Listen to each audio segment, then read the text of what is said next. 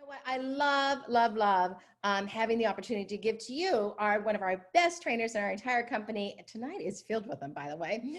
Miss a five-star director, Ellen Lewis, and she's going to talk to you about her passion about recruiting. Let's take it away, Ellen Lewis. All right.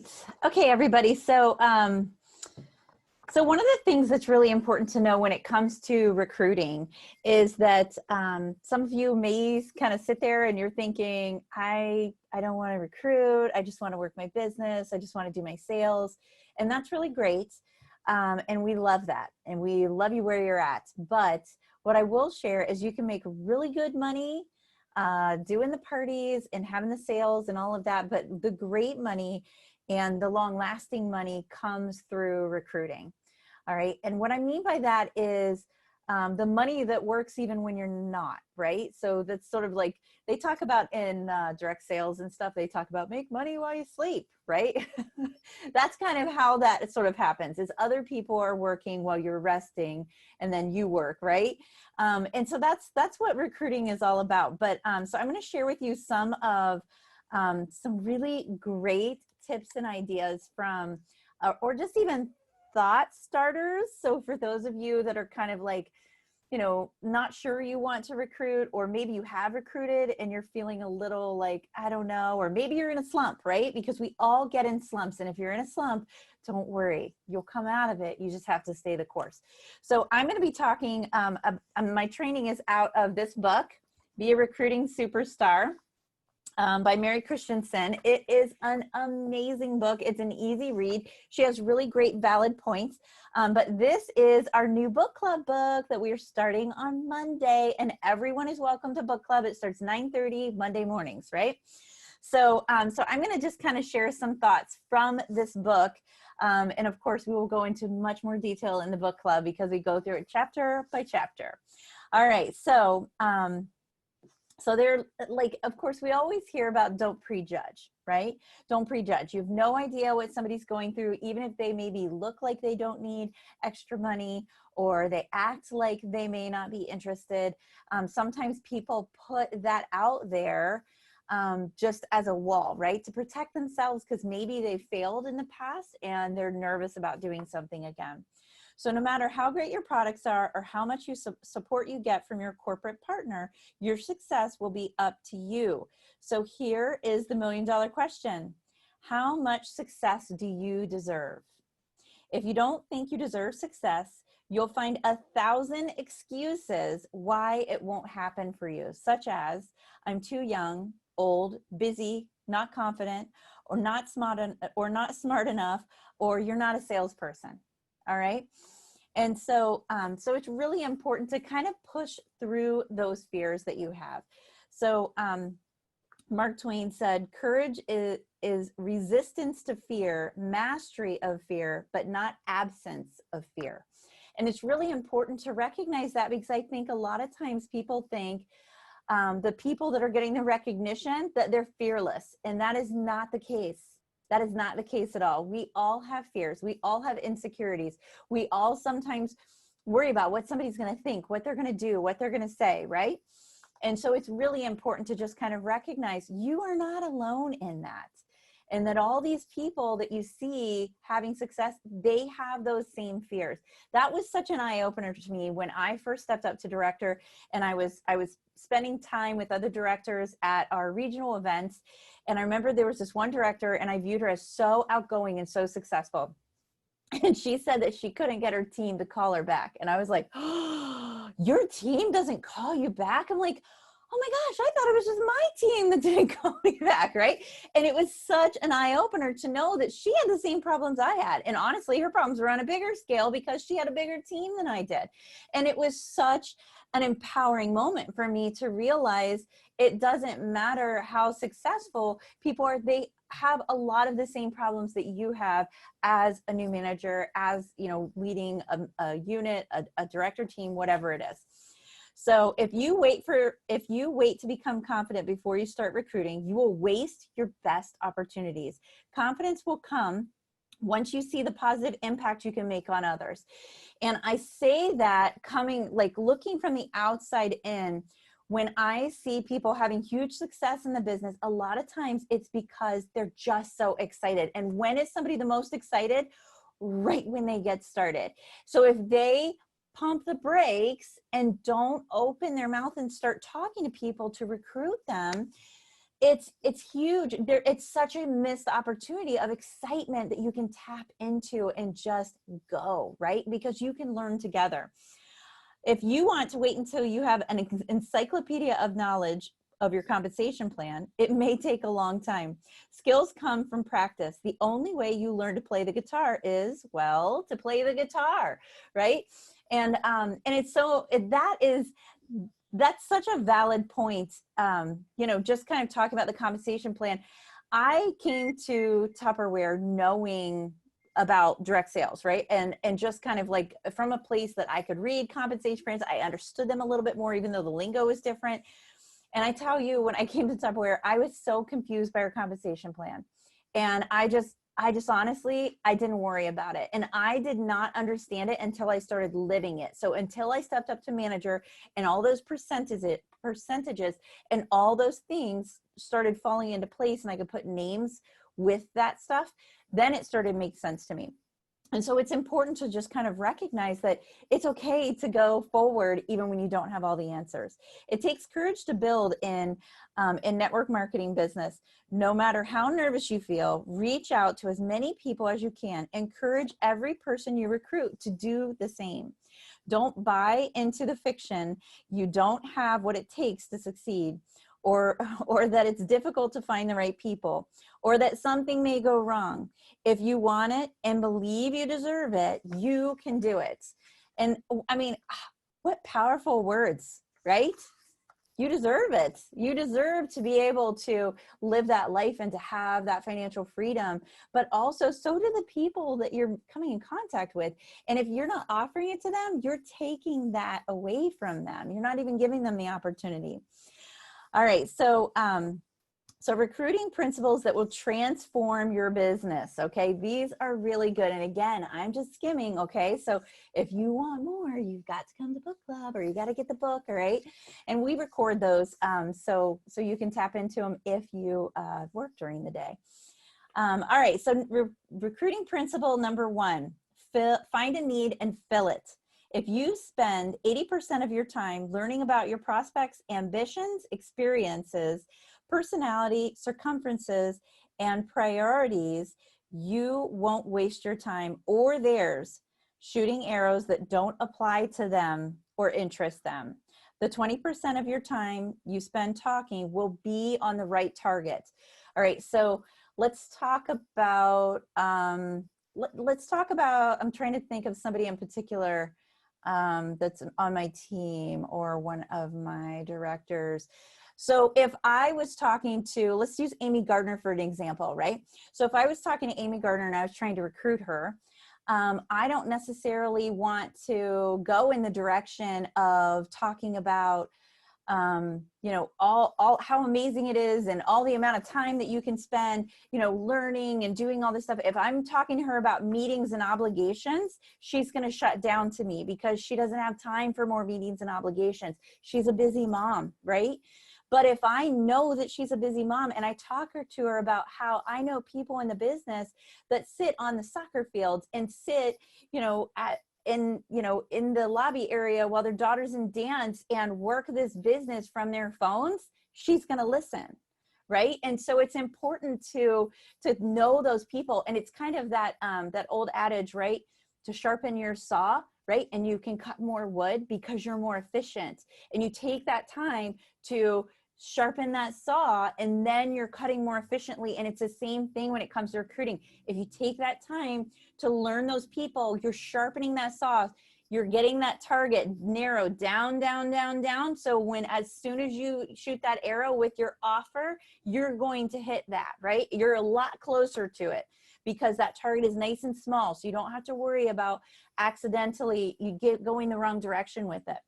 All right, so principle number 2 is duplication. What if you taught every person you recruited to recruit and each one did the same. Okay, this is the power of one, right? We talk about this sometimes when it comes to parties. It's the same principle when it comes to recruiting. How long would it take you to bring 1,000 people into your downline?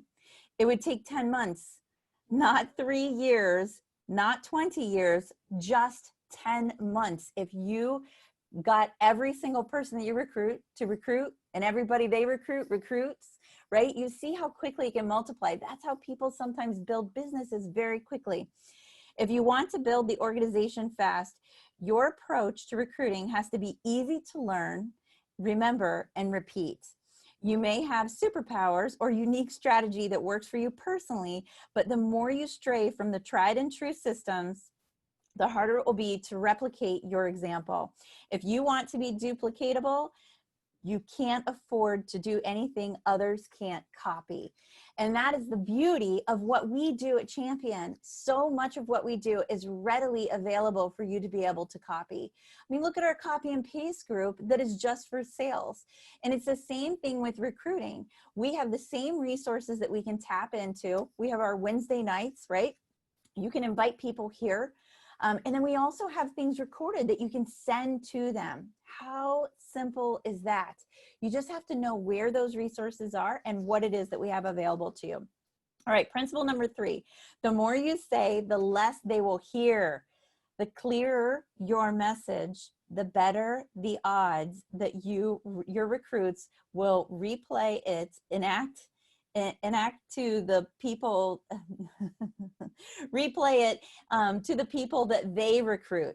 It takes discipline and practice to be brief, but it works, all right? So when Eric and I had the coffee shop, we had this one girl and she was our best salesperson, right? She upselled everybody. And so you would be buying a cup of coffee and you would be leaving with pound cake. We sold more pound cake when she was working. We would go through so many pound cakes, right? However, as great as she was at upselling, she would stupefy people with the knowledge she had of coffee. And so when they would come in and they're like, I don't know what to get, and they start asking around, she just would start rattling. She'd give them way too many choices. And then they'd be like, oh, I'll just take a small black, you know? And it's like, and that's kind of what we do sometimes. We get so excited about the business, we just verbally throw up all over everybody. And then they're like, hey, yeah, I don't know what's happening, but my answer is no. All right. So it's so important to hone down that message and make sure it's nice, clear, and concise and to the point. All right. Principle number 4, it's not about you. All right. It's not about you. When it comes to promoting your business, it must always be about them. Their agendas will be different from yours and different from the prospect you talked with yesterday. One size does not fit all in this business. You have to approach every call, every interview, every presentation from your prospect's perspective. That goes back to knowing your prospect, right? Sharpening that saw, finding out more about them. So unbelievably important. The time for details is at training. Prospecting is the time you connect with your prospects and for them to connect with you. The fastest way to connect is to show a genuine interest in your prospect's life. Ask them about their family and their friends. Find out where their passions lie, and what they do in their spare time. That is so powerful to know those things. When you show you're interested in the prospect, he or she will be interested in you. Right? How many times have you walked away from a conversation like, wow, that felt really good. They're such a great listener. I just love them. Or they're like, what a great conversation. I just love them. And you don't even realize that you did all the talking, right? That person was just a really good listener and they were pulling it out of you and you left feeling satisfied. Why? Because you get to talk about yourself, right? So that's what you want to be. You want to be that person that's pulling it out of them. Principle number 5 is emotions carry more weight than logic. If you want to touch hearts, then you must speak from the heart. And it's that simple. It's that simple. You have to speak from the heart if that's where you want to go. All right, so principle number 6 is build relationships. The only thing that cannot be copied or imitated is your relationship with others. You will waste all the time, effort, and energy you spend on finding prospects if you neglect to build relationships with them. Prospects sign with people they like, and they stay with people that they like. So take advantage of technological innovations to build and manage your organization, but never become so high tech you neglect the high touch approach that is the magic of network marketing. And that is what Tupperware is all about, right? We talk about high tech and high touch, right? And so it's so important to kind of keep that balance there. And I am all about systems, okay? Every day I'm trying to figure out more systems to make it easier so I can fit more work into a smaller amount of time, right? However, I can never get away from that personal conversation, that personal talking to the team. Even when I say personal, I even just mean like messages back and forth. That can be personal too. So it's not just all group chatting, right? It's important to have that one-on-one to make people feel heard and help them. All right, so where was I? Number 7. All right, number 7, I'm on 7. Work the numbers. Not everyone you approach will join, and not everyone will stay. Most will join with small goals. Others will join when they are intent on reaching the top of the ranks of business. A few will have what it takes to make that happen, while others will be dreamers who lack the determination and discipline required. You need to approach lots of people. Work your business like a numbers game. And we talk about that. And you can figure out what your ratio is. You will get so good at this, you'll know what your closing ratio is. I need to talk to 10 people to recruit 1, or I need to talk to 10 people to recruit 4, right? You'll kind of get that down to an average. All right, so number 8, it's never too soon to start. Enthusiasm carries more weight than details. Don't waste the positive energy. Channel your excitement into recruits by telling everyone what you're doing and why you're doing it right from the start. There's nothing wrong with answering, "I don't know, but I'll find out," to questions you can't answer. It gives you a reason to call back. Or you might say, "I'm still getting the hang of it. Why don't you come to a training meeting and take firsthand look at the business?" Right? That's what we offer guys on Wednesdays and Tuesdays. We offer them to come take a firsthand look at the business and get to know us and ask questions. So it's perfect for people who don't have all the answers, right? And I don't even have all the answers. People are asking different questions these days. And so sometimes I don't have all the answers, and you won't either, and that's okay. So whatever you do, don't let inexperience or insecurity stop you from recruiting from day one. The sooner you start, the sooner your first person will sign.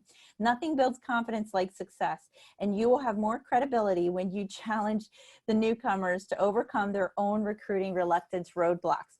All right, so I remember I was talking about those director meetings I used to go to, right? I remember sitting in those rooms and feeling like if people knew how little I actually knew about the business, they would kick me out because I didn't worry about the details. I just knew where I needed to go, and I knew I needed people to join me in order for that to happen. So I didn't worry about all of the details, all of it. I just knew I needed to recruit people, and I just kept going and going and going, right?